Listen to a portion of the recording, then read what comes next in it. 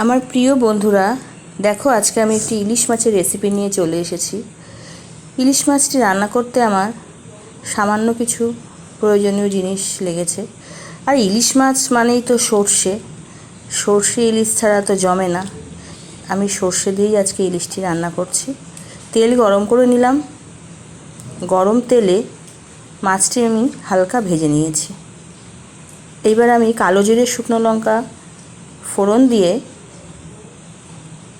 ফোড়নটি হয়ে গেলে আমি সর্ষে বাটা দিয়ে দিলাম কড়াইয়ের মধ্যে। সর্ষে বাটা দিয়ে আমি সামান্য একটু জল অ্যাড করলাম। এবার মাছটা আমি ছেড়ে দিলাম। ফুটে গেছে, ঝোল ফুটে গেছে। কাঁচা লঙ্কা দিয়ে দিলাম কিছুটা। একটু কাঁচা সর্ষের তেল ওপর থেকে ছড়িয়ে দিলে দারুণ জমে যাবে। আমার পাশে থেকেও সাবস্ক্রাইব করো।